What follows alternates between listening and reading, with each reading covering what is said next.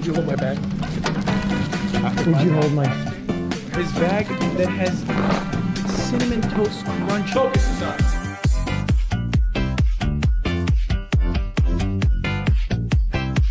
Safe passage of vessels through those straits. Every time America tries to force commercial vessels through that new southern route, it precipitates an escalation of violence, and that continues. So what actually is the American strategy here? Well, it seems to be able to use American force to try and defeat Iran, trying to drive it to the negotiating table and a position of weakness. The challenge is, as day 152, that doesn't appear to be working. I like that Sky News has to repeat the same video every day now. I mean, that's everyone. I feel like I'm always... I try to make it as interesting as possible, but it's impossible not to be repetitive on this because it's the same song and dance every time. Friday night, Trump says, after market close, Trump says he's going to do something insane. He's going to nuke Iran. And then come Sunday night, right before markets open, Trump says, oh, Iran is begging for a ceasefire. This has happened for the last 160 fucking days. Literally, with a brief pause in between when there was a MOU, which they were forced to follow through on because there was an imminent crisis with the strategic petroleum reserves.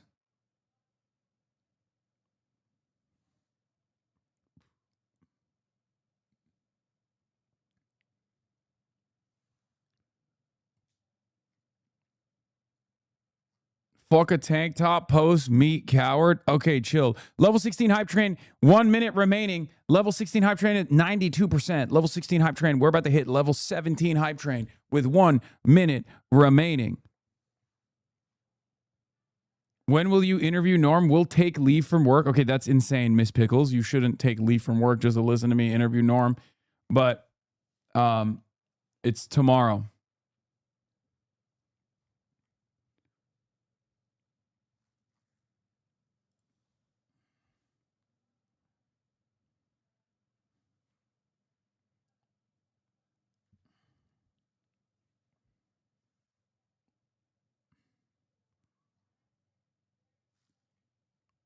Level 16, level 17 hype train. Tank top stream with Norm Finkelstein. No, I'm not going to do a tank top stream with Norm Finkelstein. I will do it on the weekend, which is when I will be in Michigan. I'll bring in a fucking tank top to Michigan. Well, what's happening? What's the Iranian strategy here? Well, the Iranian people are definitely suffering as a result of this war. Inflation is high, supplies are low, but the Iranian leadership, particularly the IRGC, see this as a once-in-a-generational opportunity to move from a pariah state to a regional power, potentially even in control of the Strait of Hormuz. All they've got to do to achieve their strategic objectives is to outlast America, and they will deliver strategic success. So, of course, where does this leave us in the whole process? Well, when President Trump first started this war, he announced it would be a 4 to 6 week war, and the much anticipated and crucial midterm elections in America were many, many months away. However, we're now on day 152 of the war. There's less than 100 days left before those elections. Crucially, America does not like this war in Iran. President Trump's personal popularity has dropped. This is not the legacy that either President Trump or the Republican Party would have anticipated. You know, nobody was able to bring people together quite like my... Defiant and Yao promised to go to New York after Mamdani threats. Yes, the real president went to Sean Hannity, by the way.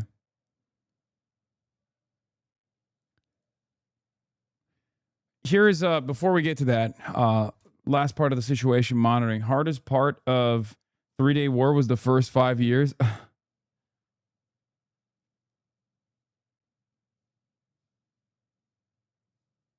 What the fuck is this?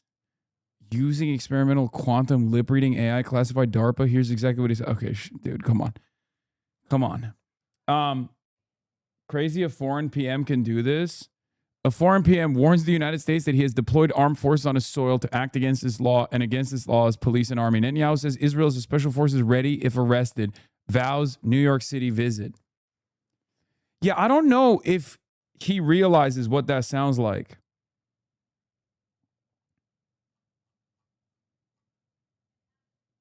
I don't know if he realizes what that means. I mean, that's insane.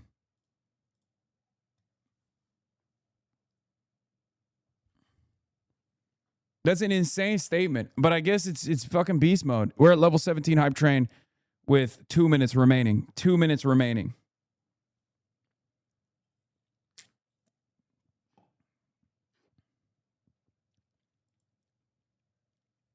AIPAC Super PAC adds 5 million to Michigan Senate primary, pushing total above 30 million. You know what I have to say to that? What gives? But of course, AIPAC is doing that for a good reason because Israel comes to me in my dreams. Yep.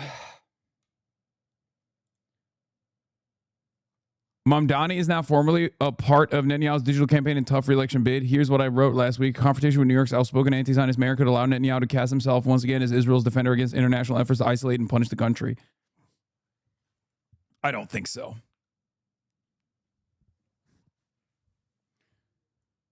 I mean, good luck. Good luck to Bibi on that. It's not going to work, I don't think. Prove the old man wrong, get to level 25. I don't think we can get to level 25. We're at 1 minute remaining. Or less than 1 minute remaining. 1 minute remaining at 11% at level 17. I don't think we're getting past the level 17 chatters. I just got out of a work meeting. Are you still doing tank top stream at level 20? No, I said I was going to do a tank top stream already at 15, and we passed 15. I said I would do a workout stream at 25, but we're not getting there.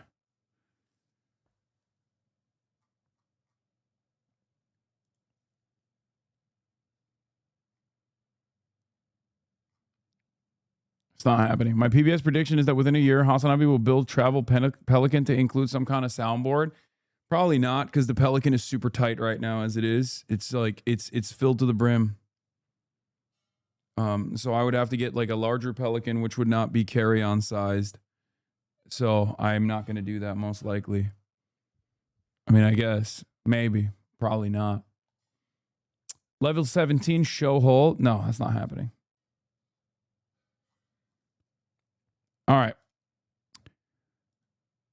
New estimates of American PAC-3 and THAAD anti-ballistic missile interceptor stockpiles in American inventory from the CSIS. Roughly a third of pre-war Patriot interceptors are estimated to remain.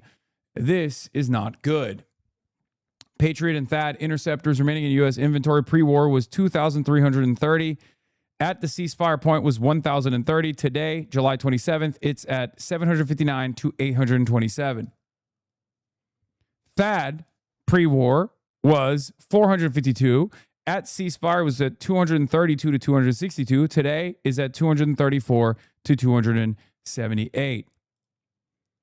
Estimated inventories today account for additional interceptor use and new deliveries since the April 8th ceasefire. THAAD deliveries during the ceasefire outpaced estimated use over the same period, resulting in higher inventories today than in April. Patriot calculations include the latest MSE variant and PAC-3s. Several hundred PAC-2s not represented in the chart are estimated to remain in U.S. inventory.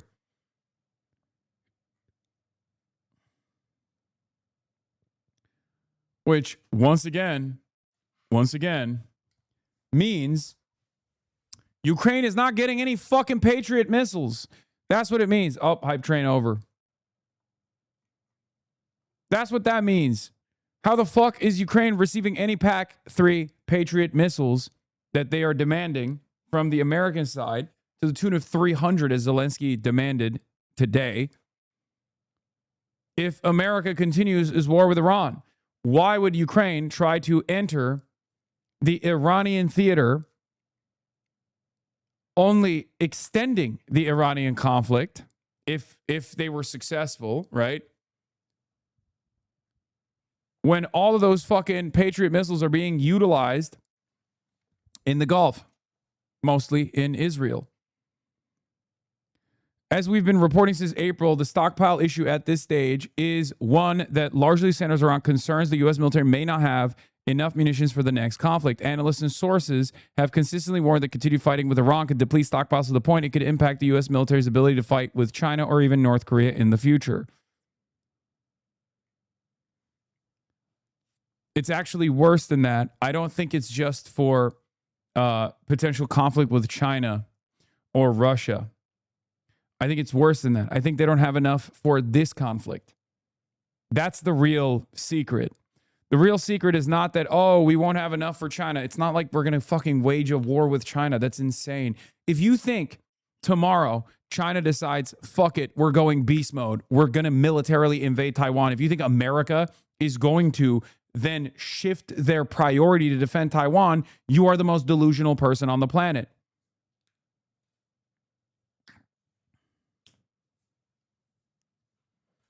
Yeah, Ukraine is trying to make it seem to Trump that supporting Ukraine is part of fighting against Iran. It's a game of jingling keys to keep Trump's attention. I know, but it's a very dumb thing to do because if successful, it only extends the conflict, which makes it less likely that he will receive a single Patriot missile.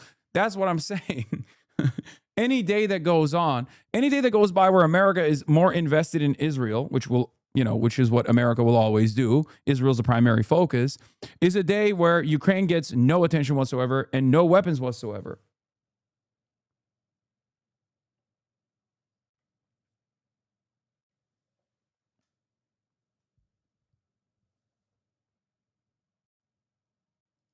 You're telling me this doesn't make you want to defend Israel? Yes, for the boomer cons, it does. I'm turned up and turned on. The dogs are out. OBGYN stanced up. Cooter for the rest of the world to see.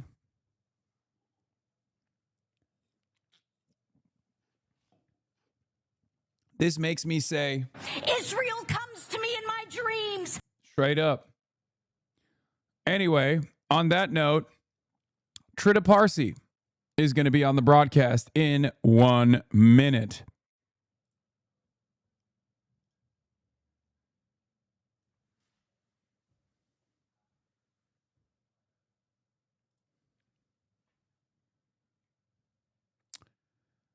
I don't think he's here yet, but he will be on in 1 minute.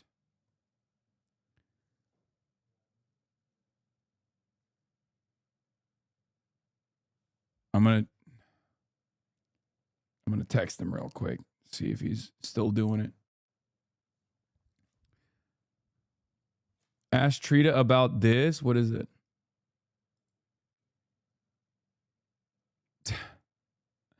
Okay, Trita is here. Hello, Trita Parsi, Executive Vice President of Quincy Institute, is in the building, ladies and gentlemen. Hold on, let me change the... There it is. How you doing? Okay. Welcome back. Apologies for yesterday. We had to watch perhaps the most boring Wisconsin gubernatorial debate that's taking place, but we got a candidate in there, Francesca Hong. I don't know if you're familiar with her. She's a wonderful DSA candidate. Running and actually killing it right now. She's got like 44%. Wow. It's freaking out the establishment a lot. But in any case, Trita, you're back, and the news are not so good. And I am very excited to have you. Thank you for coming on. Yeah, we got a real situation evolving. As of yesterday, Iran actually changed the pace of the theater by doing a non-retaliatory strike for the first time in the last 160 plus days. By striking at U.S. assets in the Jordanian air bases, the U.S. air bases in Jordan. And Trump has since refused to retaliate, as a matter of fact. So very interesting predicament. I wanted to hear your assessment on where things are going and if you still feel confident that there is any opportunity for peace. Look, there always is opportunity still for peace, I think. Although I agree with you fully, it is looking very, very bad. The trajectory has shifted dramatically. Let me start off by sharing just my thought and analysis as to why I think the Iranians did this. I think this really surprised the U.S. They did not expect this. And it was, from the U.S. perspective, highly provocative to do it while Netanyahu and Zelensky are in Washington, D.C. It adds additional pressure onto Trump. So the fact that the U.S. hasn't responded yet, and I'm not 100% sure if that is the case. There was some sort of attack early on, I heard. But either way, I don't find that very likely to be a lasting situation. So why did the Iranians then do this? There's been a lot of speculation that this is because they lost faith in diplomacy with the United States. They're trying to test to see whether how strong Trump's resolve is, all of these different things. And I think there are probably elements of truth in that. But the way I see it, I would limit it to essentially three key reasons. First one is oil prices have come down. Despite the fact that the strait is closed, even during this informal ceasefire, oil prices has come down, which then creates a problem for the Iranians because there was never a negotiated ceasefire. It's just that the US stopped fighting. The US has stopped bombing. And if it is so that the US can decide when there's a ceasefire and when there isn't one by simply bombing or not bombing, and the Iranians just have to follow suit, then that creates a scenario in which Trump will always have an option, a rather costless option, in which he can just go from diplomacy to fighting back to ceasefire, and the Iranians would just have to adjust to that. So an informal ceasefire is completely unacceptable to the Iranians, but particularly now when they saw that oil prices were coming down, it meant that the economic pressure on Trump was reducing much faster than the Iranians thought. I don't think this is the main reason. The second reason is, I think the Iranians wanted to showcase that they are willing to take preemptive actions against the United States because they believe the US was preparing an attack. They claim that there was intelligence and maneuvers in the US with new assets coming to the region that suggested that the US was in the direction of an attack. And by taking preemptive measures, they're trying to signal to the United States that if you think that there's like a massive escalatory step that you can take, a larger war. You hear Trump constantly say that, we're just going to go at Iran much harder than we did before. So if there is a belief that a bigger war is in your favor, the Iranians are trying to deter the US. And I know this may sound paradoxical, by showing their willingness to attack first. Now, of course, there's a huge risk with that at the end, and we'll talk about that.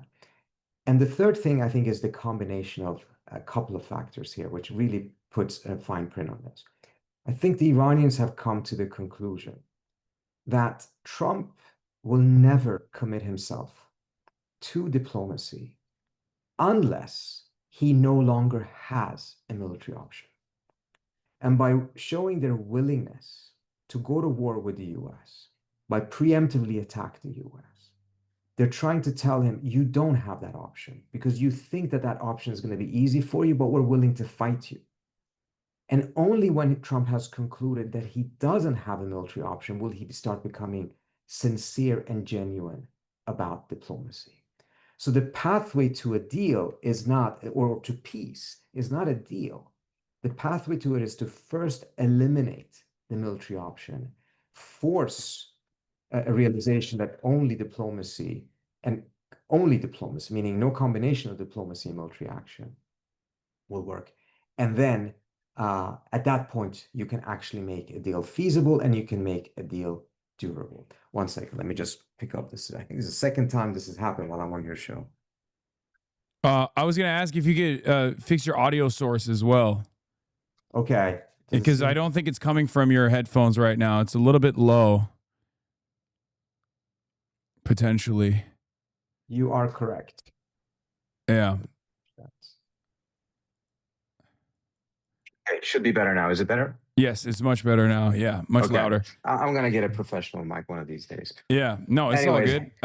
So yeah, I agree with I agree with your assessment. What do you think this says about the American conversations that have been taking place in Western media, specifically about the quote unquote chaos within the Iranian governance structure? The New York Times Daily actually had this long report that I found to be coping, I guess, with the situation a little bit by claiming that there is a real disagreement between the hardliners and the more moderate, more pragmatic elements. The more pragmatic elements that are trying to still maintain a more positive posture towards a ceasefire negotiation, whereas the hardliners are maybe even acting out at times. There was talk about how the IRGC might have actually even decided on their own to strike the U.S. assets in the region or strike at the ships to abide by the MOU. I don't think that's correct, but does this change that calculation? Does it make it impossible to to determine that there is any kind of inconsistency, any kind of chaos or conflict inside of the Iranian governance structure right now?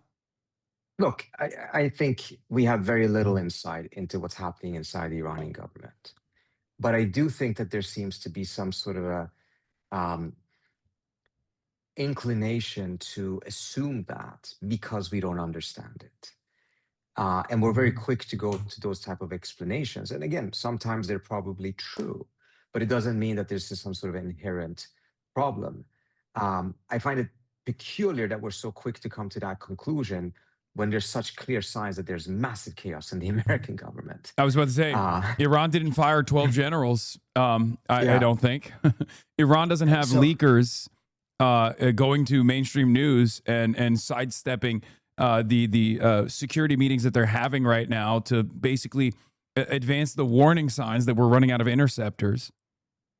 Yeah, exactly. And you don't have a situation there in which they have like an intelligence service that leaks that type of information that completely contradicts what the government is saying, etc. Now, some of that is normal, but we are in a truly chaotic situation these days with the manner that this current administration is running things. But I do think like there is a reality one has to recognize, and it shouldn't be surprising. This is why I think some of these reportings are a little bit odd. Why are you surprised that in a situation of war, it is the IRGC that has the upper hand? It is the generals that in a state of war actually tend to have the strongest voices, not the diplomats.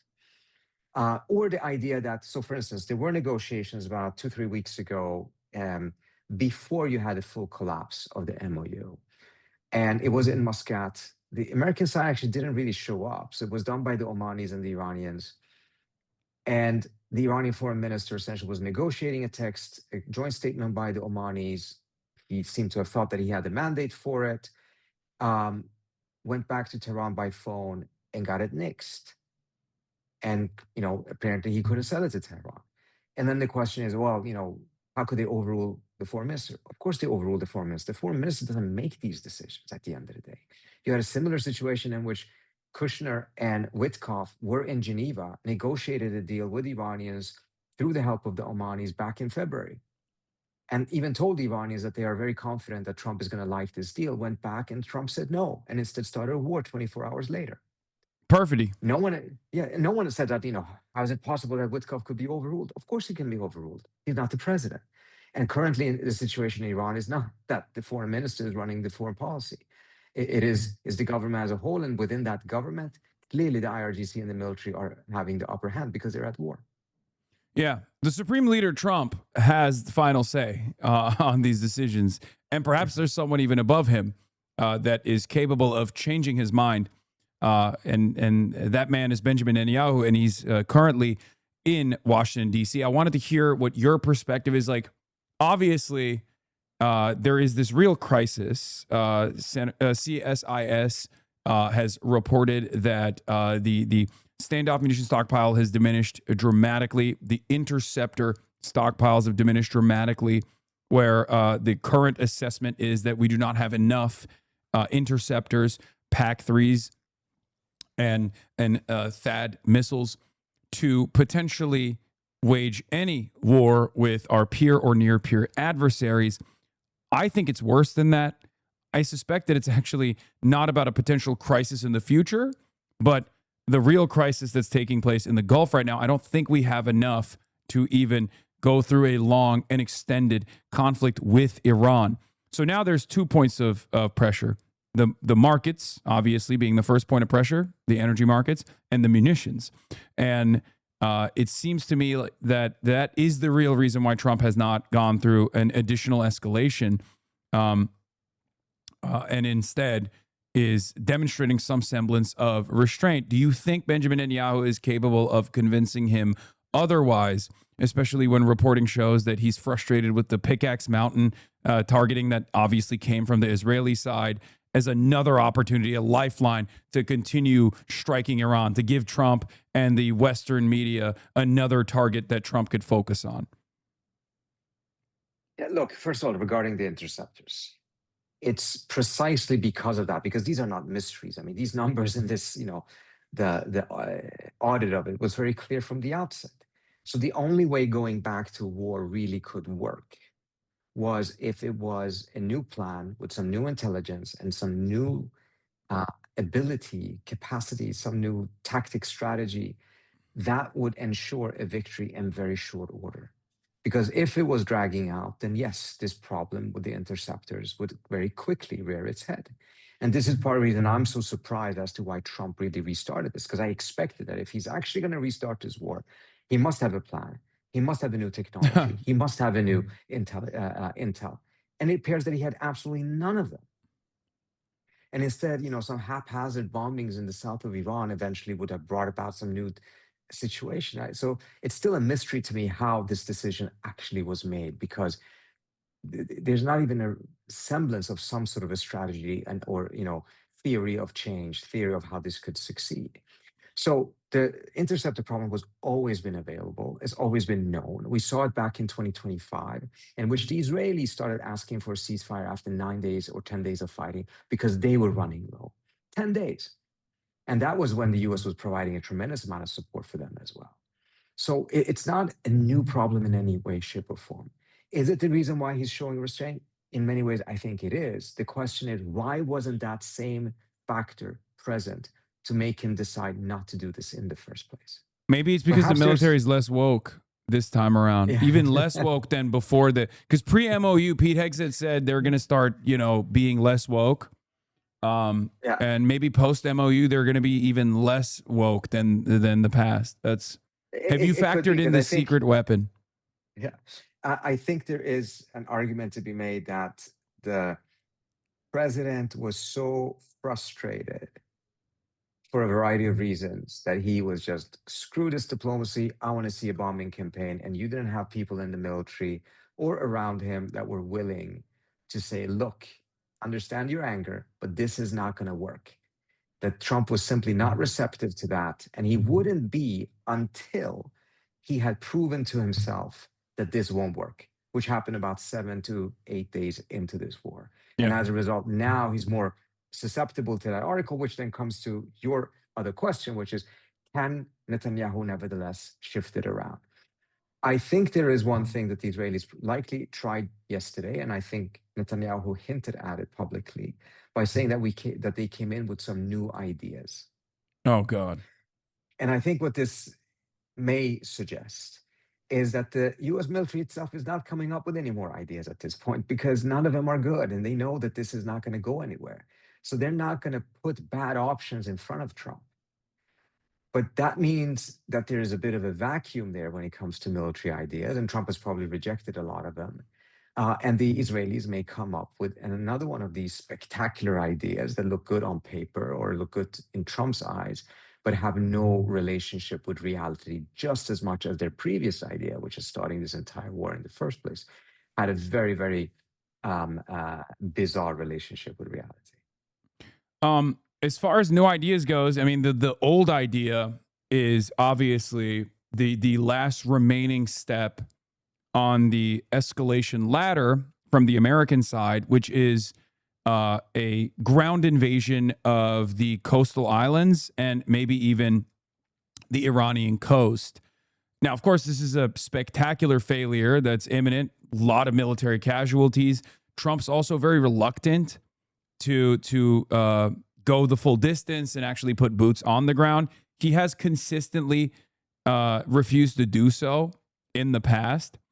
So is there any chance that the administration tries to fight their way out of this, by your estimation, considering that it is kind of the last remaining option, because we've been doing the same thing over and over again? It's very clear that an aerial bombardment campaign is not going to create regime change at all. And America's not even gaining sufficient leverage over Iran in the process. And every day that this continues, Iran is actually gaining additional leverage over the oil markets. So I wouldn't even concede the idea that this is an option, unless Trump, the people around him, and the military are willing to accept thousands of American casualties and killed, because that is what this would be. And they know that. They know that already back in the first round of this war, in which they looked at those options and ultimately decided not to do it. So again, if you were to do it, either it's because you're completely desperate, or because you have some new strategy, some new intel, some new capability that changes the equation, because it has been looked upon numerous times and it doesn't look good in any way, shape, or form. Can you take an island? Yes. Can you keep it? Yes. What is the cost of that? Immense. What is the strategic utility of it? Very limited. Does it change the picture? No. You're just positioning yourself in a stationary way that allows the Iranians to rain missiles on you, and you cannot force protect. You can provide force protection for the troops under those circumstances in an effective manner. So it would be a lot of people killed for absolutely nothing. That was the reality in the first round. I don't see anything that suggests that that is not the reality today. If the belief is that this bombing of southern Iran has reduced Iran's ability to close the strait, remember, this is exactly what was tried with the Houthis in February of 2025. Yeah. When Waltz and others convinced Trump to do that. And after 9 weeks, he stopped. And I don't think he's even mentioned the word Yemen since then. Yeah, no, he said famously, the Houthis got hands. Like, he literally said they're brave fighters. They're really tough fighters. Exactly.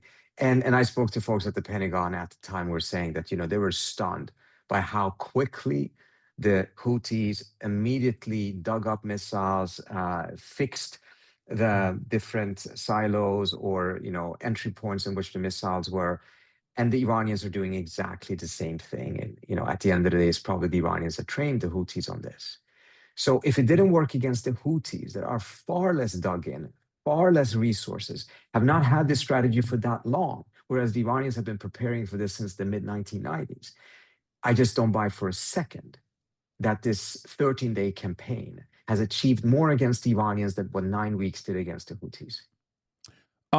What level of knowledge do we have over the Houthi ballistic munitions and drone procurement capabilities?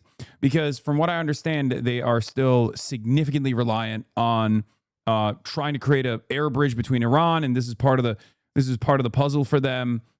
We don't know what.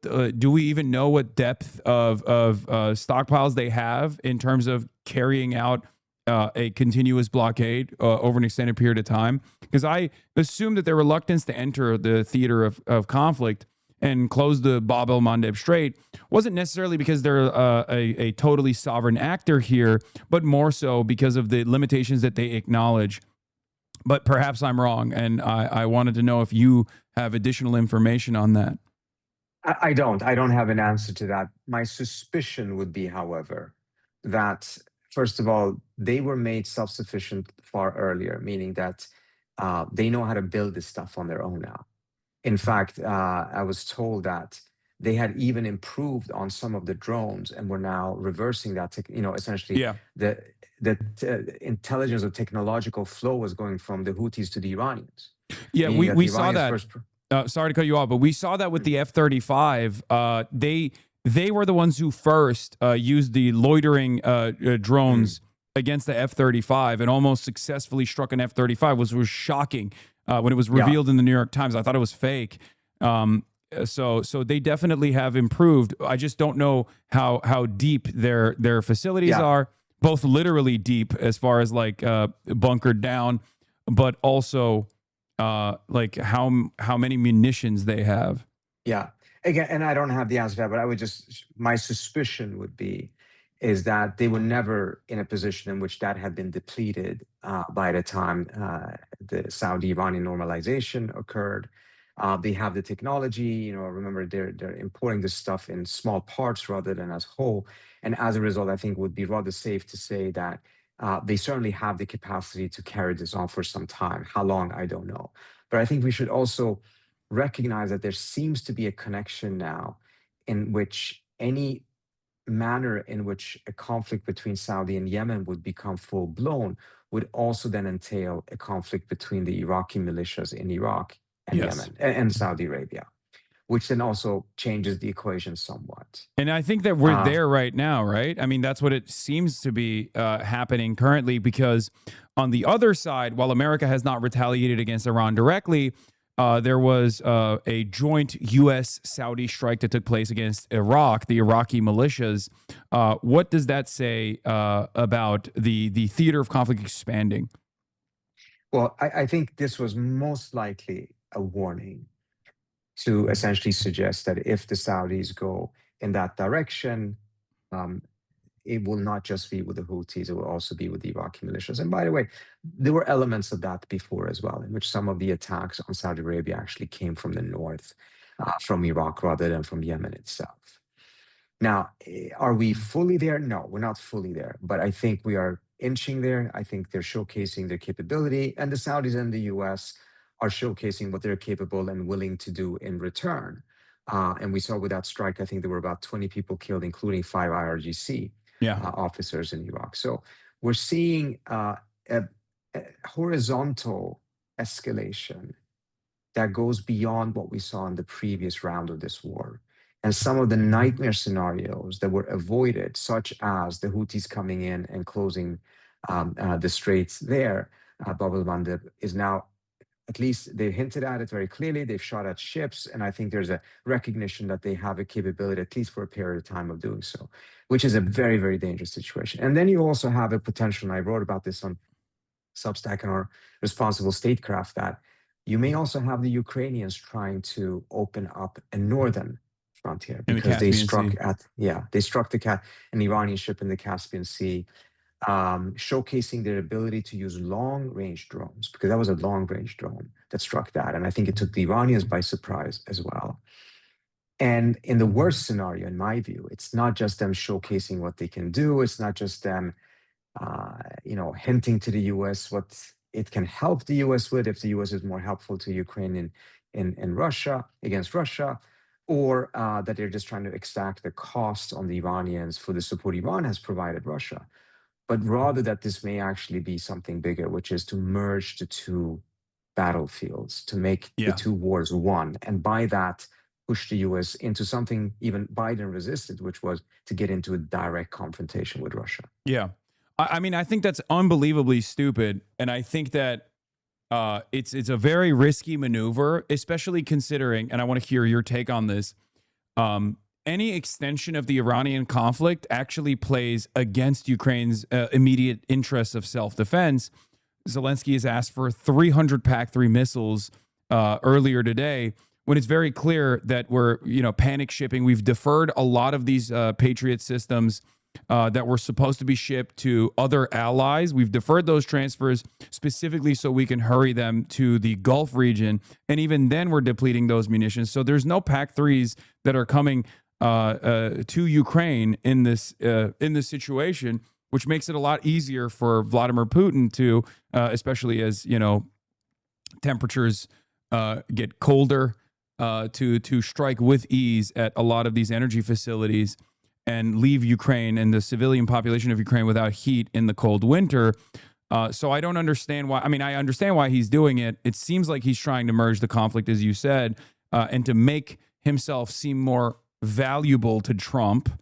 And unfortunately, because Trump is stupid, he has to do stupid things to make himself seem more valuable to Trump as an asset against Iran. Do you see that theater expanding as well on the Ukrainian front, or do you think that this was, a first strike and that they're going to go back to diplomacy somehow with Iran? So we've seen some diplomatic activity between Iran and the Ukrainians, which appear to have occurred immediately after Zelensky's meeting with Trump at the White House, in which the Ukrainian foreign minister essentially called up the Iranian foreign minister, appeared to have done some sort of an apology or acknowledgement of error, which then was accepted by the Iranians. And this appears to have been a diffusion of the situation. That in and of itself does not mean that the Ukrainians may have completely given up on this idea. It's just that, they showcase this, they're lowering temperature and maybe go up again at some point. Your argument is a very interesting one because I think it really reflects the risk. If the Ukrainians expand this, but don't get massive American support and involvement in its war against Russia, then this is absolutely a losing proposition. So it's a huge gamble, because then they're just overextending themselves at a point in which they can't afford to without getting the kind of return on investment that they're looking for. So it is a huge gamble. I can understand why the Ukrainians think that it's a gamble that potentially is worthwhile, because for the first time in a long time, I think Ukraine came to Washington not necessarily as someone asking for charity, but someone who was offering help. And that Trump may have been susceptible to that offer precisely because he's in such a self-inflicted predicament with Iran in which he has no good military options and doesn't seem to have the patience or the good diplomatic options. Again, I'm not saying that this will happen. Some people are telling me it's inevitable. I'm not saying that it's a valid direction to go down. On the contrary, I would think it's very stupid. But I'm trying to see it from the perspective of those who would argue in favor of what is the logic that they're trying to see. And I think there is one. I'll add one other logic from the Israeli standpoint as to why I think they would be quite favorable towards this. One, it would prolong the Iran war, which is the Israeli interest, and they made that very clear. Two, the Europeans are involved in Ukraine, but they're not directly involved in the Iran war in the same way. This would bring them into that arena as well. And third, and perhaps most importantly, if these two wars merge, then you have a scenario in which you can reframe this conflict altogether. And then defeating Iran does not become something you do to defend Israel. It's something you do to defend Ukraine. And in the US in particular, mindful of how Israel has plummeted, its standing has plummeted in Washington. And the degree to which Democrats are opposed to the Iran war, but they're still very supportive of the idea of supporting Ukraine, it can shake things up in a bit that the Israelis may think is a bit unpredictable, but it could not possibly be worse than the situation the Israelis are facing right now. Do you feel like that's connected with the likes of Laura Loomer, a Hasbarist, an ultra-Zionist, going to Ukraine, flying out to Ukraine and having a change of heart as she interviews Zelensky? I read that as a deliberate effort to merge both of these conflicts exactly in the same way that you're mentioning, in an effort to basically also improve the Israeli position by latching on to a much more bipartisan war, which is the continuation of the Ukrainian conflict, the Ukrainian defenses, especially at a time when Zelensky has also gained more leverage over Russia with its successive strikes on critical oil and energy infrastructure, partially with additional NATO involvement. That's how I read it. Do you feel the same way? And also, what do you feel about the mainstream laundering of the reputation of someone as unstable and as insane as Laura Loomer? Let me start off with the first question. It certainly looks plausible because it was quite fascinating. I don't claim to understand how Loomer thinks and how she operates. She apparently thinks that she knows that about me. I can assure you that she doesn't. But it doesn't. It certainly does. We should be careful. She's tried to get us both deported. So exactly. It certainly does appear that it would fit that logic. But again, I don't know the details of it, and I don't know exactly what is motivating her. But it is something that a lot of people have taken note of, that this sudden effort to, treat the two wars as if they're the same, as if, this rhetoric that we're fighting the same enemy, that is a very typical effort to try to expand the war in order to make it more winnable, particularly when you're stuck. I mean, it's no different from other problems. When faced with a problem, sometimes you have to make it bigger to resolve it. In this specific case, I don't think it does. I think it actually brings us closer to essentially a world war. It would end up being a scenario in which this war would take place on 3 continents: Europe, Asia, and Africa, because of the Red Sea. I think that would be an absolute disaster. But that does not mean that others do. They may see it as an opportunity. Yeah. So there was one other question I wanted to ask you about the Iraqi strike capabilities, because obviously the Ansar Allah movement allegedly has also struck the Yanbu port, which is obviously the playing a pivotal role since the Strait of Hormuz has been closed. They've demonstrated that they have the willingness and capabilities of also striking Saudi Aramco facilities. This hasn't actually translated to the oil markets at all. Like the crude prices have not the crude prices continue going down for some weird reason, even though the refinery is very clearly on fire. So I wanted to ask you, like, what's going on with the markets by your estimation? And two, the Iraqi militias potentially striking a ship directly in the Red Sea, nearing the Suez Canal. What does that say about a potential oil and energy crisis in Europe, which is still, getting a lot of its needs met through the Suez Canal? Yeah. So look, we remember 2019, the Saudi Aramco fields were struck. The Saudis, of course, point the finger to Iran. It does seem to be quite likely that actually there were Iranian drones. The Iranians were behind it, but it was shot by Iraqi militias in Iraq that were coming from the northwest. That capability is clearly there, and I think this is one of those options that if there is this type of a total war or full-scale war that Trump is toying with, his idea that it will be the thing that will work, reality is that the Iranians and their allies have counter-escalatory steps and measures at their disposal that would put the US and the entire global economy under tremendous amount of strain, far beyond what we have seen so far. And I have to say, when he comes to the oil markets, I am stunned. I am shocked. Already back in the first round of this war, the prices were artificially low. And of course, we know that a lot of that was because of the use of the Strategic Petroleum Reserve. It was because of oral interventions into the market that Trump kept on doing, playing with their expectations. But China now also cutting down their imports by half almost. Yeah, certainly. Exactly. So there were a lot of different factors. How sustainable that is a different story. But my impression talking to folks there is that a lot of the folks in the market are just really relying on a degree of rationality, which I understand. I have to do the same thing when I do my analysis, but sometimes we just have to understand that rationality is not necessarily what is driving this. But they're just thinking there's no way you can continue doing this. And as a result, they have the expectation that oil is going to come down. And as a result, they're not panicking or actually even reacting to some of these things. And I think it may be a miscalculation because I think we're closer to that type of an escalation than the market seems to think we are. As far as going back to Ukraine, my assessment is that Ukraine actually gained tremendous leverage with the successive strikes on critical oil and gas infrastructure deep inside of Russian territory. They were able to successfully strike tankers as well, Russian oil shipments as well. Do you feel as though this also creates additional pressure on the volatility of the energy markets, which then, ironically enough, would make it harder for Trump to continue waging war against Iran? Because it feels like there's a direct contradiction with the things that Ukraine is doing that is allowing them to gain tremendous leverage over Russia.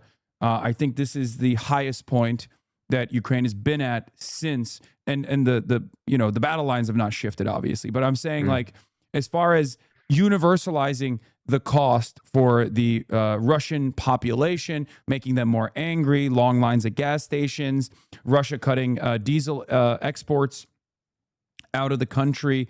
All of this is, on the one hand, giving less of a timeline for Donald Trump in Iran, but also giving Ukraine a lot of additional leverage. I have maintained the position that this would be a perfect opportunity to try to pressure Vladimir Putin into a real long-standing ceasefire, and not one that Vladimir Putin was dangling over Ukraine leading up to the Anchorage summit, which was very clearly Russia trying to sever ties between the United States and Ukraine, and even successfully getting to sever some ties between Ukraine and the United States, only to continue the war and make maximalist demands. Do you feel like Ukraine could entertain a ceasefire at this point? And do you think that there's any appetite from Zelensky to entertain some kind of ceasefire at this point, given that they're also trying to expand the theater of conflict? Yeah, so I know too little about the war. I haven't been able to follow that at all for the last 6 or so months because of this other war, to be able to give you a more informed opinion on that. But I can tell you that the messaging that I seem to be picking up here in Washington with Zelensky's visit, it certainly is not one of going back to the negotiating table and finding a ceasefire. It is to take advantage of the current position that Ukrainians have to really push for far more American support and a stronger commitment to the US to Ukraine. And Trump has really changed his tune on Ukraine in a rather dramatic way just in the last couple of weeks. And whether that actually is also connected to hints or suspicions of what the Ukrainians can do for Trump in Iran is unclear at this point, but that may very well be part of the puzzle. Okay. Well, Trita Parsi, thank you so much for coming on. You have Thank any you. parting thoughts, some final words, and also where can people find you? They can find me at the Quincy Institute, which is quincyinst.org, on Substack, which is tritaparsi.substack.com, and at Twitter at tparsi. All right. Thank you, Trita, for coming on. Thank you so much. Always Really a wonderful appreciate it, Hasan. experience. Have a good one. Likewise. Talk to you soon. Thank you. Bye. All right. That was Trita Parsi of the Quincy Institute, Executive Vice President of the Quincy Institute. Amazing guest as always. An endless well of knowledge on all things Iran.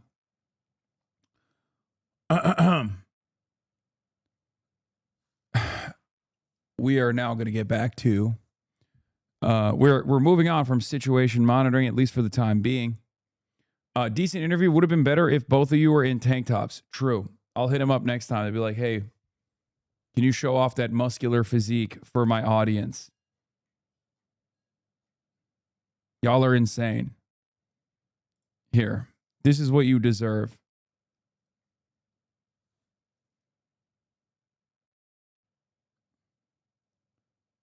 I like that the Trita Parsi interview was sandwiched between Lindsey Graham, Coochie Maxing, and ended with Benihana Coochie Maxing.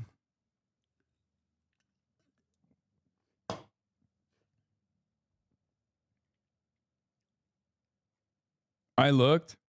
This one is not as good because it doesn't show the dogs. Cooter mogging, you uncultured buffoon. Why are you like this? I'm just showing you how these people operate. Oh, there it is. Chat, is this real? Yes, it is. Financial Times reports U.S. commercial crude inventories dropped by 7.2 million barrels and the Strategic Petroleum Reserve fell by 3.8 million barrels. Refineries are running at 97% capacity to meet the high export demands in Asia and Europe, draining domestic stockpiles to precarious lows amid ongoing Middle East disruptions. Which can mean only one thing. Price of Brent crude goes down to $75.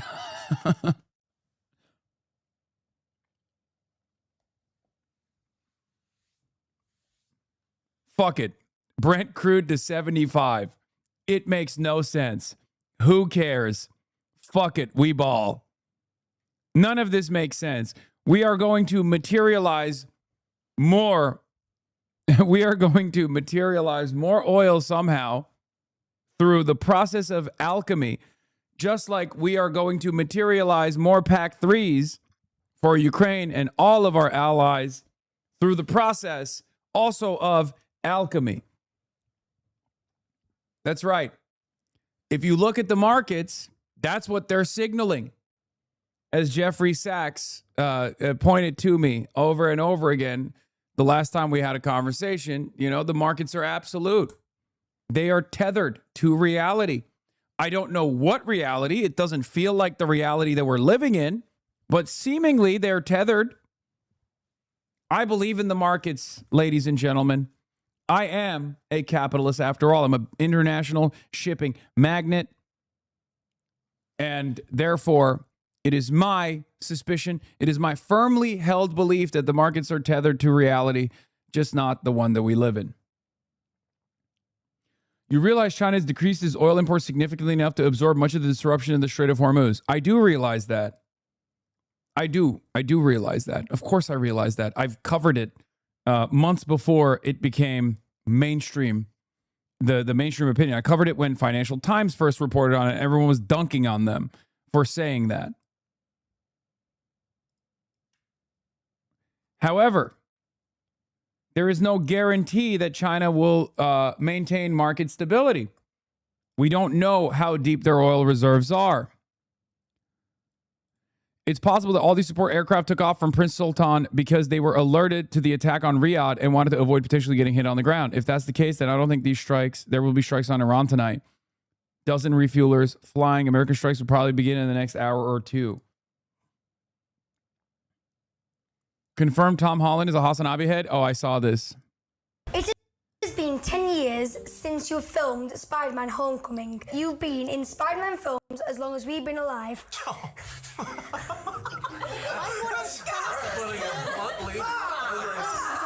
gonna say old in a different language. That's crazy.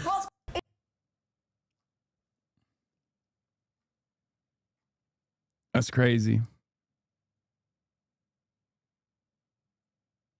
I mean, in Canada, we ball. Canada's leverage. Trump drains America's emergency oil reserve as Canada supplies 63% of crude imports. Mark Carney, please save us. Mark Carney, save us. Mark Carney, save us. Mark, you have leverage, Mark. Use it. Canada owns America now.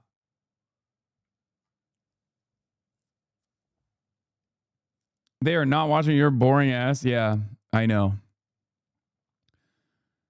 Senior fellow at Stimson Center, Kelly Greco says, the stockpile limitation is real, but let's not confuse a resource problem with a strategy problem. Even with unlimited munitions, more bombing would not reopen the Strait of Hormuz.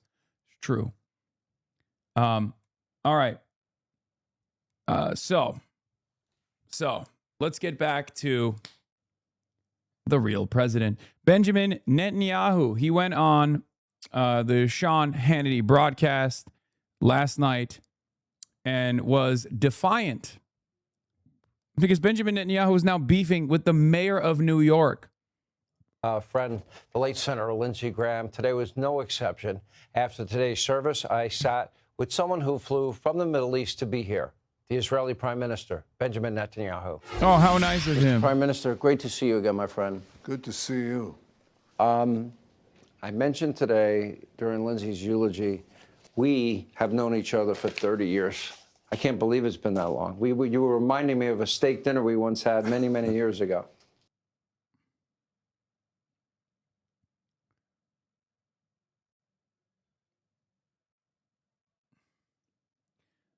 It is not lost on me that this motherfucker will have anybody on but me. Do you guys think Trump watched this and was jealous? Do you think he watched this and it was like, you suck me like that, Sean? Why are you sucking harder? You're using your tongue differently. You don't use your tongue like that with me, Sean. You're even doing ball service. I asked for ball service, Sean. You didn't give it to me last night, but now you're doing it. Now you're doing ball service for Benjamin Netanyahu. Interesting.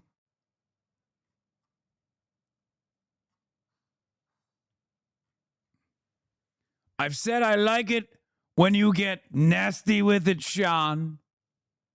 I like it when you get sloppy with it, Sean. Why are you not being sloppy with me, but you are being sloppy with Netanyahu? I remember that. And, you know, like good wine, you've improved with age. Oh, my God. Stop flirting. Stop flirting, Sean. Don't laugh at his jokes. You used to laugh at my jokes. Now you laugh at his. To say the president gave an amazing speech. You gave an amazing speech. Thank you. And it was so moving in the Washington Cathedral because Lindsey Graham was a great American patriot, a great champion of the American-Israel alliance. Yeah, the great Israeli patriot. We lost a dear, dear friend. And he was, as you and the president described him, you know, he was just gloriously outrageous.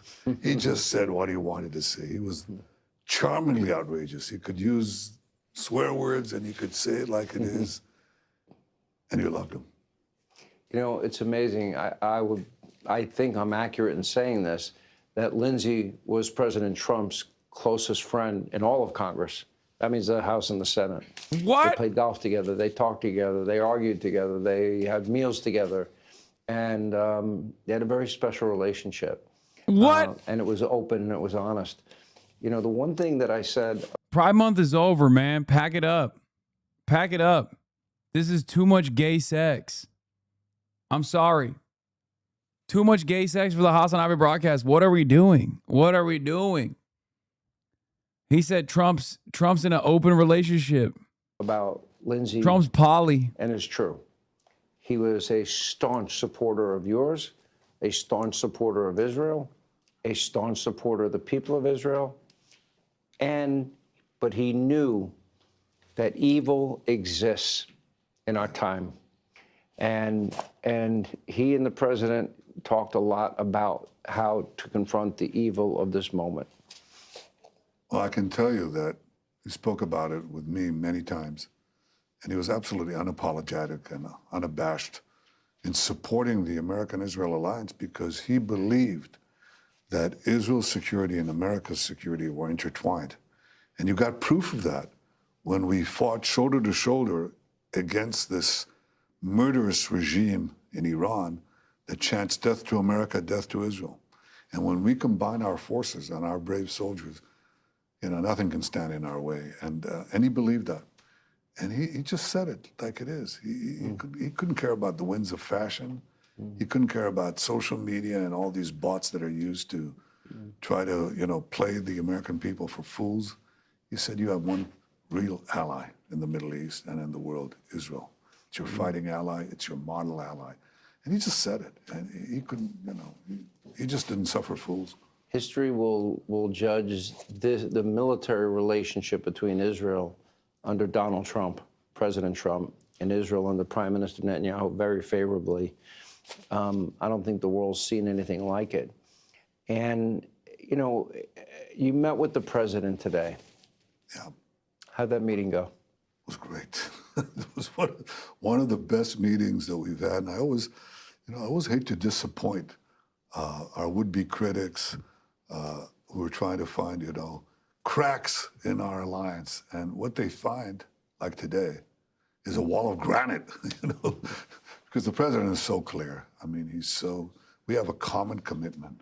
We don't want to see this fanatic regime in Tehran have nuclear weapons to threaten every American and to threaten the peace of the world and to threaten the existence of Israel. So we have a common goal, and it's going to be achieved either through diplomatic means or other means, but we're both committed to that. And that's the main headline that I would tell you from this meeting. Do you believe that there are warring factions? Do you have hardliners and former loyalists to Ali Khamenei, the former supreme leader? And probably the least informed guy or the least honest guy. Why not both? To ask this question. You might as well, you could get a better answer, an answer that's closer to the truth on this issue if you ask the random guy at the gas station what he thinks about the Iranian internal conflict. The guy at the gas station is probably going to be like, I don't know what an Ayatollah is. And he would probably tell you something closer to the truth than what Benjamin Netanyahu is going to say on Fox News. Okay? It is hilarious. Yeah, what do you think about the internal conflict? He's going to be like, oh, they're devastated. They're so scared. They're telling Trump all the time, please don't keep bombing our facilities. It will be devastating. That's what they keep saying to me. You have more moderates. Do you believe there are moderates that would like a deal and a better Iran? Well, I'm skeptical about the deal, and I say it openly, but the only way it would be achieved is if Iran understood these various factions there. I think they're not ideological factions as much as they... Sean Hanjabadi is a fucking coward for ducking you. Sean Hanjabadi? They differ on the assessment of how tough we are. That's it. You know, those who think that the president is very tough, and they should, you know, they say, let's not confront this guy. And those who think, no, we can play America, they tend to be, they tend to be more demanding. But I think in the end, it's our resolve. It's our common resolve to make sure that Iran doesn't get nuclear bombs to threaten every American with. And I think the president is absolutely straight on this. And I really deeply respect him for that.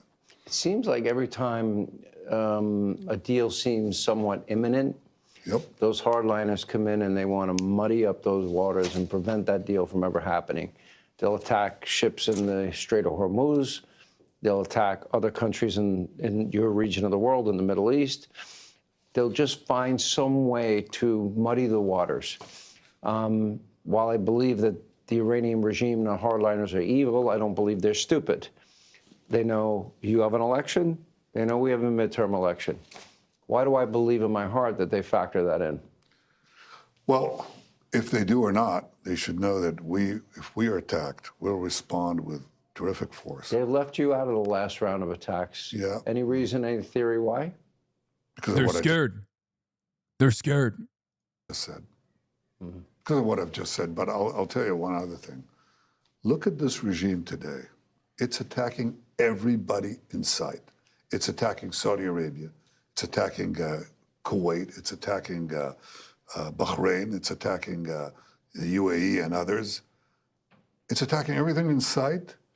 And it murdered and maimed tens of thousands of its own citizens. This is what this regime in Iran does today when it doesn't have nuclear weapons.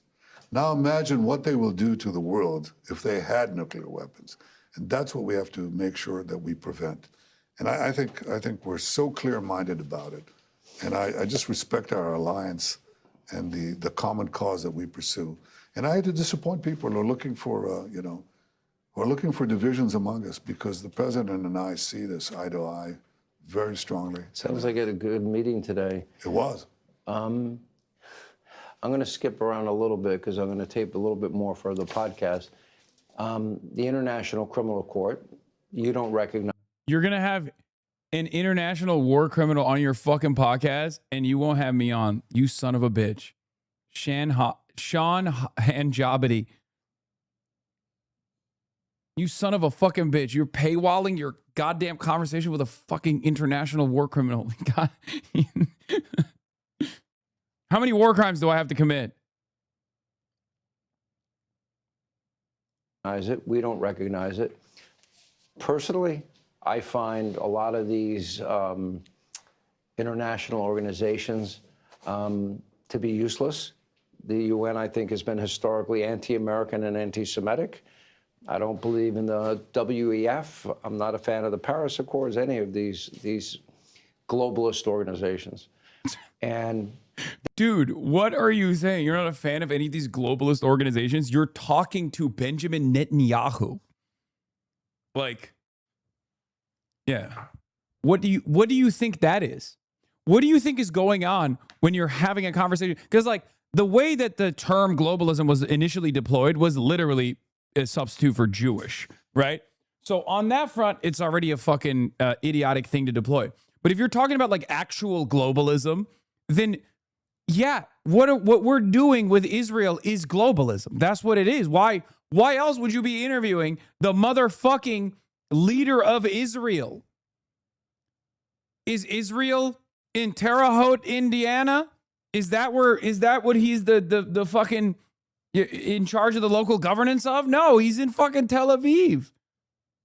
they don't have any authority. And you've got this lunatic mayor in New York thinking you may get arrested if you go to New York, which will never happen. First of all, I'm going to New York. Yeah. Oh, this is the beast mode moment where it's like, oh, I'm going to New York. He can't stop me. Kaya's trying to get back in, but she can't, unfortunately, get back in. Hold on. I'm going to... 1 second. Oops. That's the wrong camera. Hold on.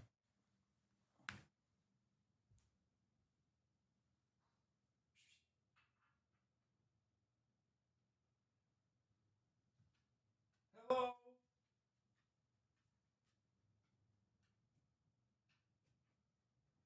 Hello?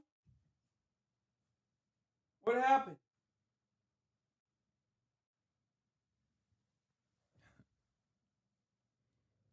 Yeah, I had to make way for the queen.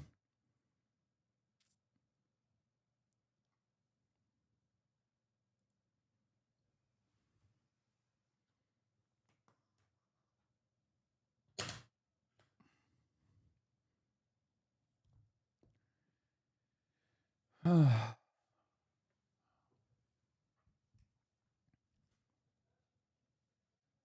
don't you let her do coke? What makes you think I don't let her do coke?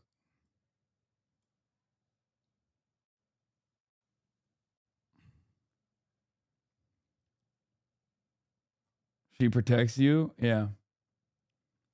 I'd love to see her there when I go.